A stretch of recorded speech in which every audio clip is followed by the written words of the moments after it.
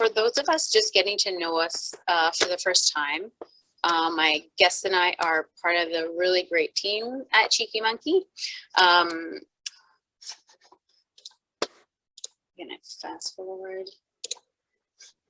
So about us, Cheeky Monkey is a web development and digital marketing agency located in beautiful, sunny Kelowna, BC, Canada. We're just a few hours outside of Vancouver. For over 13 years now, this sassy little group of website developers, designers, and marketers have been helping organizations solve their online and digital challenges with like really results driving web solutions. Between all of us, we've logged over 200,000 hours designing and building Drupal and WordPress sites in verticals like nonprofit, higher education, municipality, tourism, and law. So those are our sweet spots. We love creating websites that look great, but more importantly, work great, because we always are aiming to get our clients the result that they're looking for when implementing their digital strategies. So I'm going to be quiet now for a bit and let my guests introduce themselves. Ladies, tell us all about yourselves, where you're from, and how you got into this crazy troop of monkeys. Hey there. Maybe she can let us know. I'm not sure if it's because we're in the same building, but Natalie was having a little bit of a loading problem sometimes. So chat, let us know if you can hear our side or if you're not getting that feedback. Thank you. And this is my slide now. So my name is Vanessa Devine. I am one of the project managers / user experience designers at Cheeky Monkey. I attended York University for user experience design. I have about 3 years of multimedia design freelancing, over 5 years of operation management experience, and over 5 years of finance experience. How I ended up at Cheeky was I was working in a finance department, and those cooler side chats, my coworkers were talking about how excited they were and how much satisfaction they got out of their balance sheets, equaling out to the penny, and I couldn't relate. I enjoyed what I did and numbers always made sense to me, but I didn't have that passion. So that's why I decided to make a move into the tech industry and go back to school for design, which eventually led me here to Cheeky. And our special guest. So my name is Ashley Wilson. My parents claim that I wasn't named after the actress, but I don't know how much I believe that.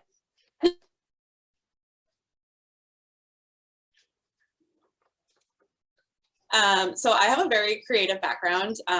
I've worked in a bakery. I went to culinary school. I did interior design. And I just found that those didn't really spark passion in me in a way that I wanted, something that I loved to. And so I grew up in a very tech-friendly household. Both my parents have been in tech since I was a baby. So it just kind of, I love being creative, and that's kind of my favorite part about this whole job. I also went to York University for UX design, and that's actually where I met Vanessa. And I took it as a change of career. I was at McDonald's for quite a long time, and six of those years I was on the management side. And for those of you that aren't aware of the whole management program at McDonald's, they send you to advanced management classes where you learn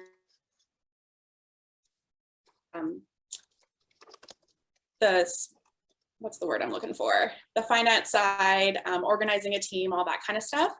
And so you kind of get like more of an in-depth look at how things and processes work. And I found that McDonald's just wasn't really what I wanted to do for my whole life. So I made the change into UX design, and I'm loving it so far, as well as project management. I love that part as well. Awesome. Thank you.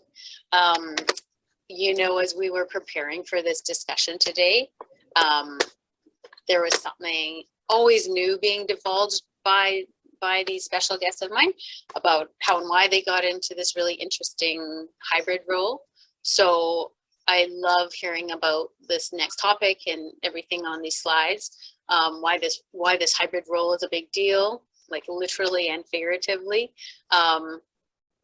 because it's like getting two resources in one. And I love when like something is literal, because people just don't use it the right way these days. So this next few slides in this topic, we're going to find out what sort of personality type a typical project manager and their process looks like, how and what a designer's mind look like, and as I like to say it, how is a unicorn born? Why these hybrids are worth more than their weight in gold as a project manager for your project, right? So let's get into that.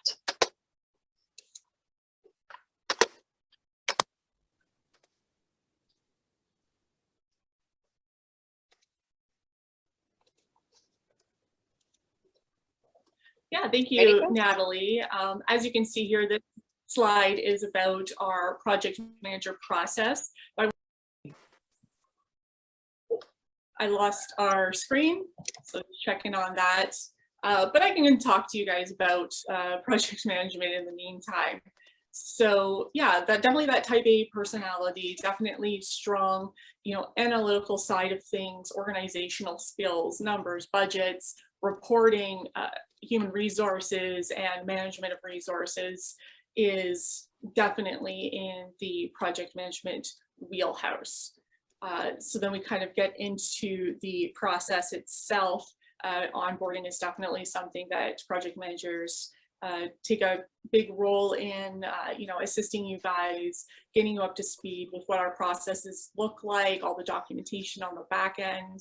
We then move into the discovery phase. That starts with a kickoff, and then we do have a discovery process that we like to go through with our clients. I have a whole bunch of fun slides about that because, again, project manager, a little bit type A, a little bit over organized sometimes, but it's usually fun to talk about. After the discovery, when we have worked with you guys to collaborate and come up with a really solid plan for your project, we go into the agile stages of the project. And I don't know how familiar our audience is with that, but that involves typically 2-week sprints. So at the beginning of those sprints, tasks are assigned, whether it's to developers, marketers, or designers. We go through those processes. There's definitely a lot of communication during those 2 weeks. And at the end, we usually do a demonstration or at least a check-in call to say, hey, this is what we've discovered so far. This is where we're at. Making sure that we validate with your team that we are on the right track and that you're happy with everything so far.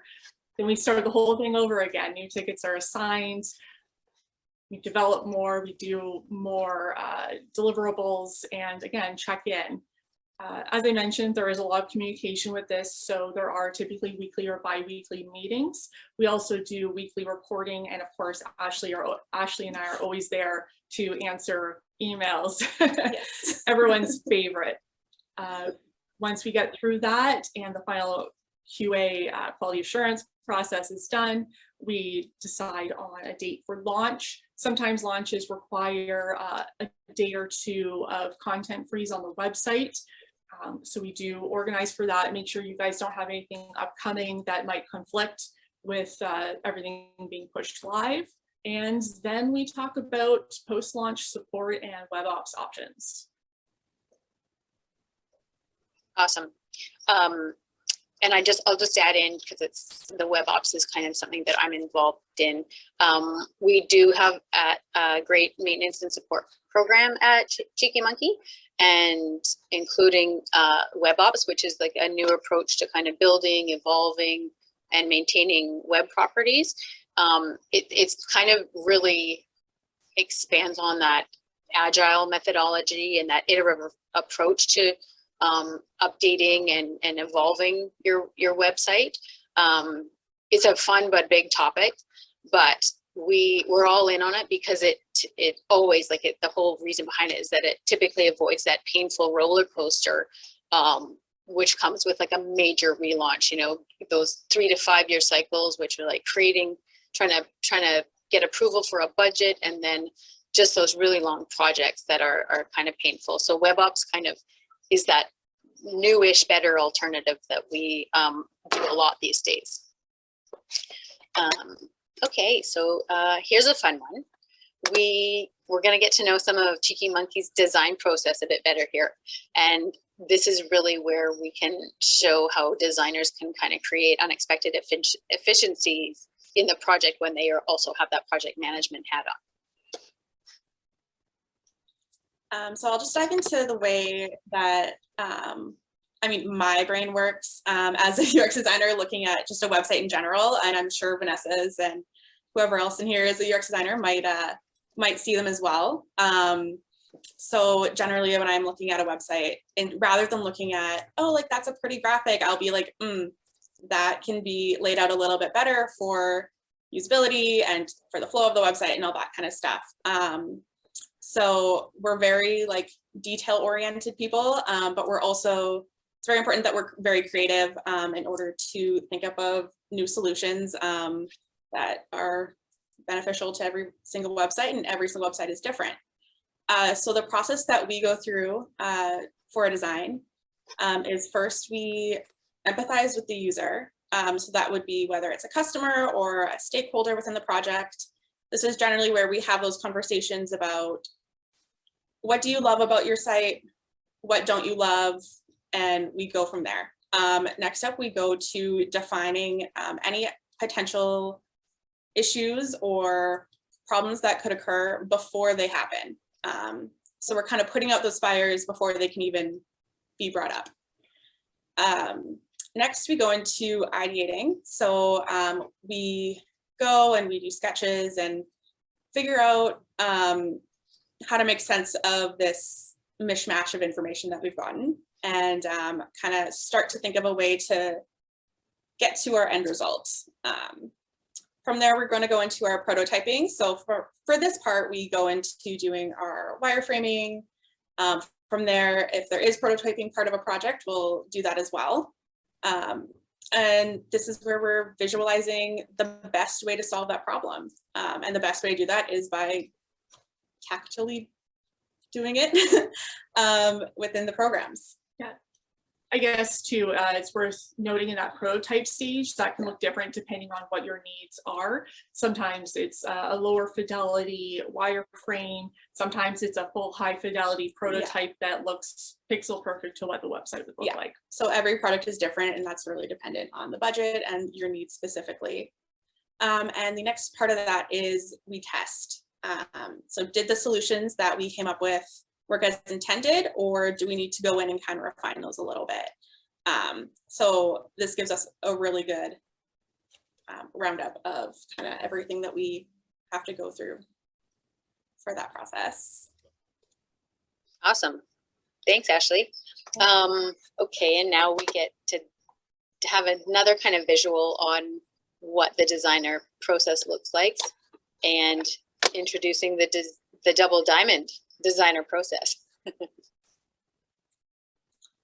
Yeah, so as you can see, the double diamond is split into 2 different areas, so research and design. It starts quite narrow because we don't know anything yet at that point. It broadens out when we get our information, and it comes back when we have come up with our solution that we think will work. Because remember, it hasn't been tested yet. And then it goes back out while we're designing, putting in all of our information. And then once all that part has been completed, it comes back into a solution. So to break it down a little bit more for Discover, we're trying to gather all of the insight about the problem. Define, we're developing a clear design brief, which could be for the client or for ourselves, that frames all of the design challenges that we have within that project. And we come together and define that problem with the clients or stakeholders or whoever is involved. We go back out and develop our solutions and concepts. And if a prototype is involved, we prototype, and then test and iterate. And next we deliver. So the resulting project is finalized, produced, and launched. Sorry Back about to Natalie. Yeah, sorry about that. I got a little trigger happy. So thank you for that. I really like that. It's obviously simplifying a complex sort of process, but as always, visuals aid so much in that comprehension. So that's cool. So this next topic, this is where I'm a sucker for a 2-for-1 win. So I'm excited about, like, this is what we're getting to, the meat of this webinar, because our guests are going to share what those real unexpected efficiencies are when you have both those hats on. So yeah, how is one of these unicorns born? Let's just say it all starts with like an uber awareness of, and a unique awareness of a whole lot of things from A to Z in a project. You know, they have a pinch of type A dash of right brain, and a real want to succeed and make their project succeed for clients. Like, they're just really deep into it. So, you know, there's a lot of intangible benefits of having that UX designer, project manager hybrid run your project. But here we've come up with the top 5 advantages in our minds for why it pays to be able to work with one of these hybrids. Yeah, thank you, Natalie. So I want to start off talking about how critical thinking is the same as design thinking. Ashley did a nice job of going through the design thinking steps, which are to empathize, to define, to ideate, to prototype, and then to test. And for me, it seemed like a really natural combination to go from that design thinking into critical thinking. What I would kind of call the 5 steps of critical thinking is to identify the problem, to analyze the problem, coming to conclusions, which again is kind of the same as ideation, where you're making sense of a hodgepodge of information. From there, you get to be creative with your problem solving, planning the best way to get over that hurdle, or the best way to show what you want to do with the website and to plan where you want the users to go. And then from there, when you're critical thinking, you want to verify those ideas, which is part of prototyping and testing. So for me, creativity and critical thinking are very much the same thing in my mind. So when you kind of have that type A and that creative person, there is a lot of overlap there that you wouldn't expect. And it just makes things easier to develop and to work with you guys to collaborate. Yeah. So the next topic I wanted to hit that I think is one of the most important qualities that both a project manager and a designer can have is attention to detail. So coming from a background in interior design, everything has to be down to the millimeter, because if it's not, like, your kitchen cabinets just won't fit in the kitchen. And in web design, it's pretty much the same. It's just down to the pixel rather than down to the millimeter. And as well in project management, you need to make sure that deadlines are being followed and all that kind of stuff, and that the budget is not being blown at all. And so having both of those, you just kind of look at projects a little bit differently. So you see it from a usability and design perspective, as well as a wants and needs perspective for that. Yeah, cool. One point that I think kind of goes back to the processes we were talking about earlier, and communication, is what I call agile stakeholder interviews. Again, if you've ever worked with a project manager, you know that regular check-ins and regular calls is part of the process, or should be part of the process, if you have a good project manager. And I kind of like to combine this with the research aspects of user experience design. So a lot of that is doing user testing and also stakeholder interviews. So the way I treat my regular check-ins and the demos that we do regularly is to use some of the methodology that is used in user experience research to dig a little bit deeper and really understand your needs. when you have someone who's just a project manager who isn't familiar with that process, they'll gather information and then they take it back to the designer or developers or marketers, who then tend to ask a bunch of follow-up questions. And when you have a project manager who isn't so efficient in those ways, the process just takes a lot longer. Whereas I do have some technical ability and I do have that design understanding. So I'm able to really ask poignant questions and get to the root of things without wasting a lot of time going back and forth internally. Yeah, that's a really great point. Another thing that kind of jumps off that is being realistic of scope. When you're wearing both hats, you can kind of know a little bit more about whether something will actually fit into the scope of work or if it kind of has to be moved over into a post-launch item, which we don't love to do, but sometimes that does have to happen. So a really great example from a recent project that we had in regards to the scope was we had 50 hours to create a really detailed prototype for a really complicated form. After talking with the client, due to the size of this, they did come back and added some more hours into that original scope, which was super helpful since this was a really important feature that they really wanted nailed down. And so that's kind of like, we can have those discussions with the client as both the designer and the project manager to kind of come to those conclusions together, which is really helpful. Yeah, I think the final point that I want to make that I feel is a really big advantage when you have someone who is familiar as a project manager and as a designer. The designer part of me always has these big lofty ideas. Like I always want to be on top of the trends and kind of give you the coolest stuff and do all of that. But sometimes that's not in line with business goals.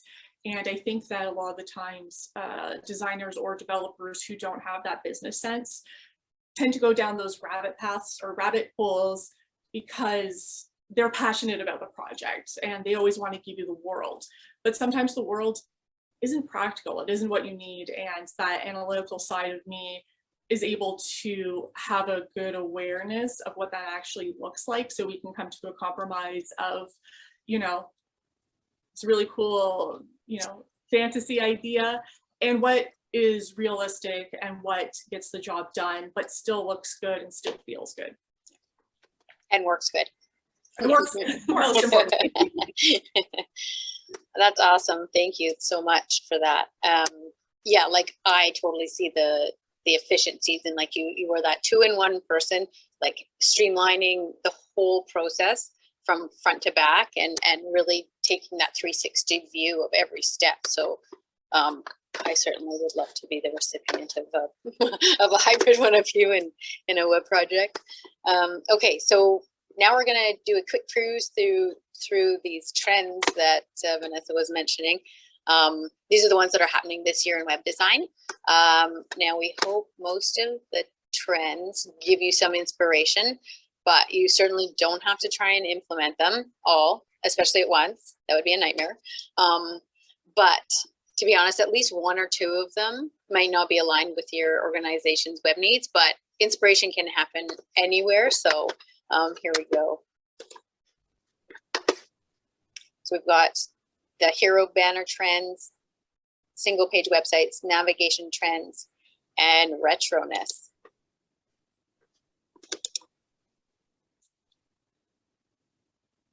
Oh, You guys can see that? We got one back. Oh, there it is. Sorry, There's definitely a delay. A little bit of delay, but that's okay. So yeah, I wanted to talk to you guys a little bit about hero banner trends. So that is the content that is, you know, if we're going retro, above the fold, which is kind of neat. So I know there's a lot of pink on this page. It doesn't have to be pink. I just kind of saw a theme and ran with it. One of the first items I want to talk about is bringing back gradients and what we call organic shapes.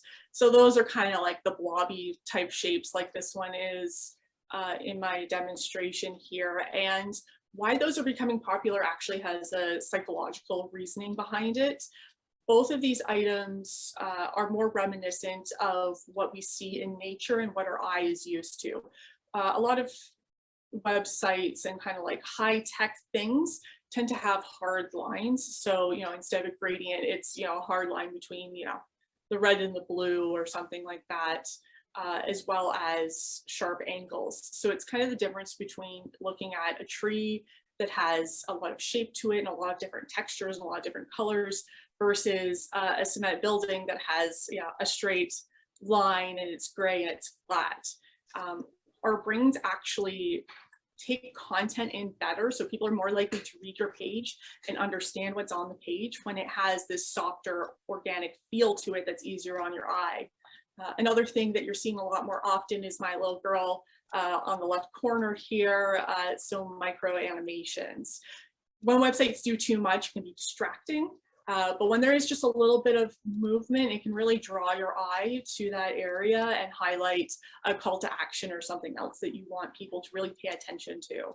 The last thing that we're really seeing above the fold is text only heroes. So not a big image, text only, and that big bold text. And I actually stole this example from Ashley. This is part of her website. Which also was responsible for my kind of pinky peach theme going on. But I love this. It really makes what that page is about stand out. In pursuit of magic, visual art. And so you immediately know where you are, what you're doing. It's right in your face, you can't miss it.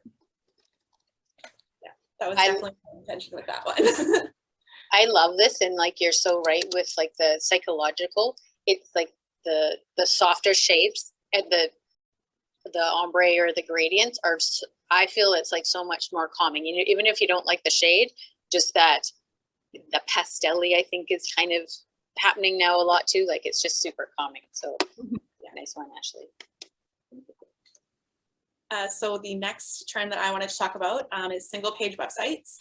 These are becoming a lot more common these days, especially with you see it a lot in like new like video game launches, movie launches, product launches, like all that kind of stuff. You're seeing a lot more in personal portfolio sites as well, and resume websites, which I didn't know this until recently, but they're quite popular actually. And so I have a couple of examples here. The first one on your left is a site that we actually did for a business called The District. It's a one-page site, and we did that for their launch of their food hall. And so I think that one's super cool. And then the other one that I have here is a product launch for a bike in the United States. And I think that their single page website is really interesting because if you see that little beige circle, you can click on different areas of that bike and it'll kind of tell you stuff about that one. So a lot of companies are kind of making them more interactive for the user rather than scrolling, which is super cool. Back to Vanessa. That is super cool. The other thing I wanted to talk about was navigation. This is something that has, it's always been very important, and it's really changed a lot over the last few decades, especially in the last 2 years. Mobile navigation has been a real challenge for developers and designers to make it easier and get it right. Something I want to talk about today though, this is a screenshot from a desktop site. And this is scroll range specific navigation. It's something that I think is quite innovative, and for the right application, I absolutely love it. So this example is from a cafe that's based out of Quebec, and their menu is about halfway down their website. And when you get there, the menu or the navigation for the menu pops up. So as you can see, they have, the lunches section, brunch, bar, snacks, all of that. And this is kind of two screenshots put together, but it gives you two options. It gives your users two options to explore your site. There are the people who are scrollers who are going to want to just like look at the whole menu. They want to look at that small hollow, the cafes, the brunch. They want to read everything there is. But then there's the people who they know what their favorite snacks are. They want to just jump right down to that section and see it immediately, which is kind of cool. So the other use case of this is if someone scrolls, they didn't see what they were looking for, that menu actually follows them for that entire scroll range of the menu, and then they can jump back up or down to the part that they wanted to see. So if you have something that's a lot of information, but you don't want to take up a lot of space, it's a really interesting way of doing that. And I will add that this one is also a single page website. So it's super interesting that they can put that extra little menu in there for that one. Mhm. Yeah, such a great like user experience, like custom, like it's almost customized for either experience. So that's really cool. Really. And the last little trend we wanted to touch on is that retro is back. There's a few different trends within this one trend that we are seeing. So the first one is websites that are retro mixed with some more modern elements. So as you can see with the Cartoon Network website, they have the like very clean black background with just the little retro shapes that you see with pops of color. Next, we have the neo-brutalism. And for those of you that aren't aware of what brutalism really is, in web design specifically, it is very simple, like black and white HTML, nothing fancy, which was kind of popular more in, I guess, the early 2000s and late 90s. And now web designers are bringing in a little bit more of the modern elements. So while still keeping that really simple, clean lines look, they're adding in pops of color to that, hence the neo part of the neo-brutalism. And the last trend that we are kind of seeing within this retro part is people are using Windows 95. This is Vanessa's portfolio site. It is the coolest website I think I've seen. It's super interesting. This definitely, when I first looked at it, I thought it was Windows XP because that's what I grew up with. So it might date her a little bit.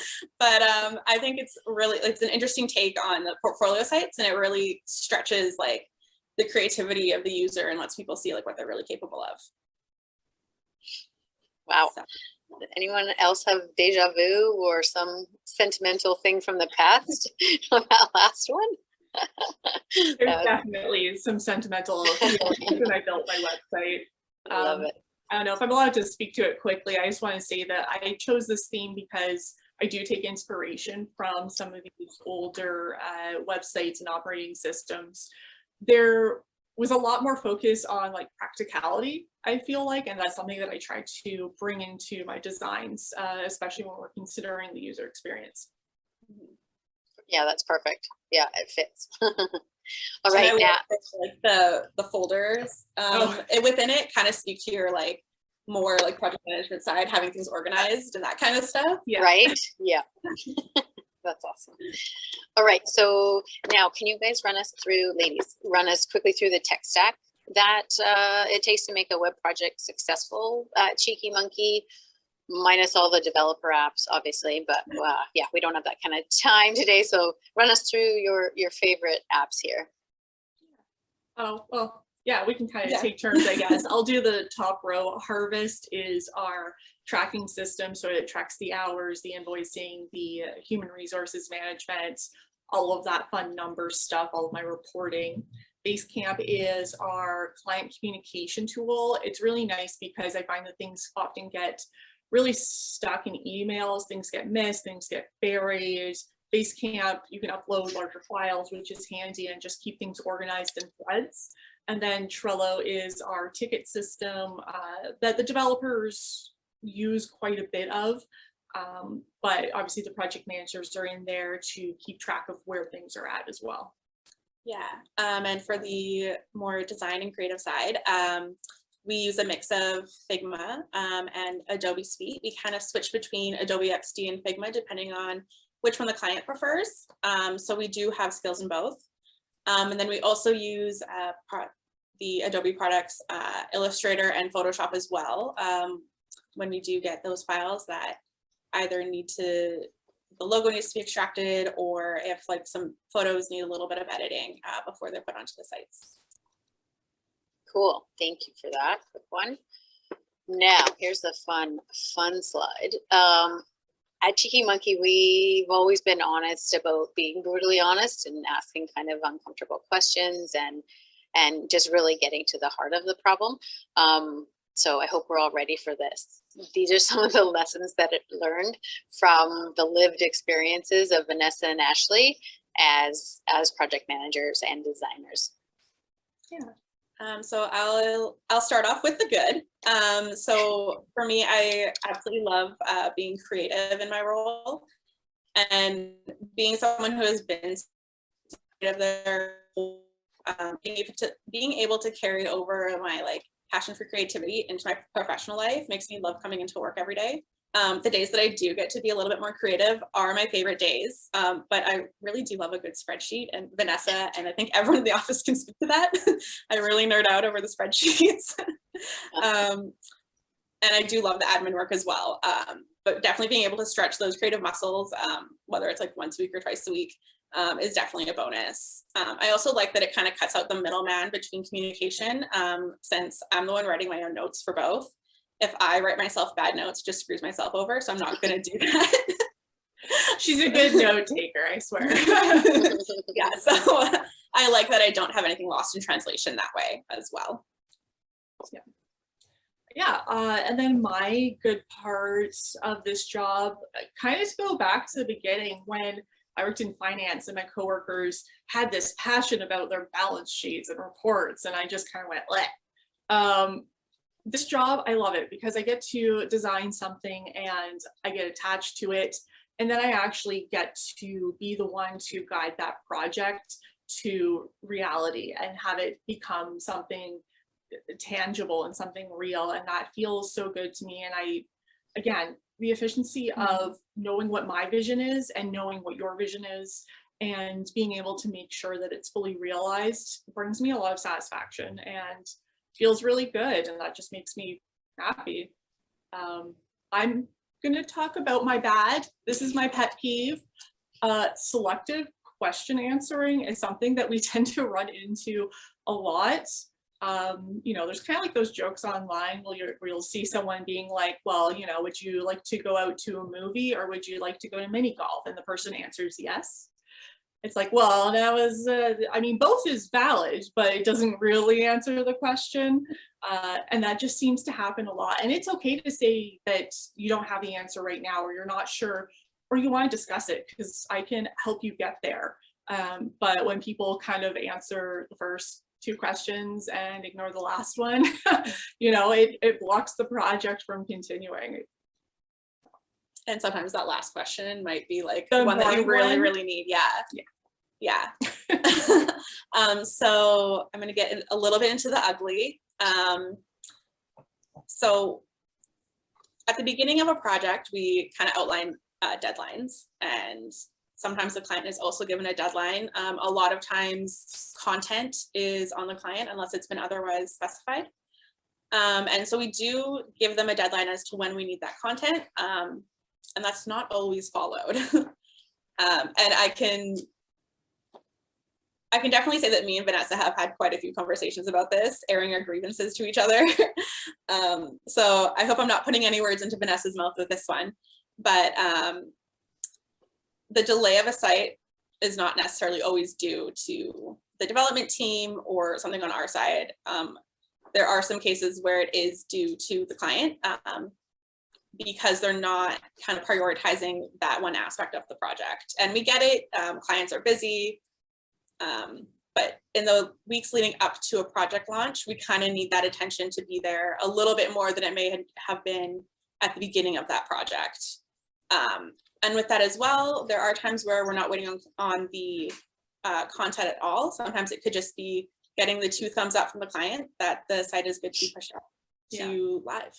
Yeah, I don't think Ashley's putting words in my mouth. I would go so far as to say most of the time that's the roadblock. Yeah, but we're being brutally honest. Yes. Yes, and this is the opportunity. Like I say, they exist. The deadlines exist for a reason. They're necessary. They're like family holiday dinners, sometimes they're necessary, but sometimes not the easiest to handle, but some elements of it keeps your life running smoothly and on track sometimes. Okay, cool. Thanks. Yes, those are really honest, and it's kind of, I think in the intention of this topic and this slide was to, you know, we didn't want to name it how to be a better client, but it's kind of like just this is our feedback almost to clients, because everybody has responsibilities and we all want it to succeed. So that's the way that it's got to go down. So we are at the end. If anybody, oh, I've got a question potentially. No, sorry, yes. Waiting on content is a huge blocker. I agree. So we're kind of wrapping up now. If anybody has any questions, feel free to throw it in the Q&A section. Otherwise, I'm just going to, you know, give you all a thank you. We couldn't not provide a thank you gift for joining us today. So what we're gonna offer today is, we call it a site architecture review. It's worth, yeah, $450. It typically takes about 2 or 3 hours. And what it is we do like an analysis. We go, okay, here's what we found. Here's our things that you can fix on your site. And then most likely as well, here's some things that the professionals like ourselves or other agency would be able to do and help you out. So it's a really good valuable kind of other set of eyes, like from a professional standpoint, about what potentially you could do in the very near future to improve some things that aren't working super well on the site, like performance or speed or just greater accessibility features that are sort of pretty important these days. And so again, we really do thank you for your time here. And if you have a new project you want to start talking about with us, if it's a Drupal or WordPress or some marketing initiative, you could use some extra muscle, we are happy to talk with you. So we will be sending out these slides in this recording, so you can kind of revisit or share it with whomever you think could find it valuable. And again, I don't see any questions, and I didn't even have any, you know, fake ones lined up the way we all know that people do. So we're at 45 minutes anyway, so I'm happy to kind of give you a few minutes back of your time so you can do other things. But again, we really appreciate you joining us here today, and reach out with any questions or projects you might want to work with us on. All right. Thank you, everybody. Thank you.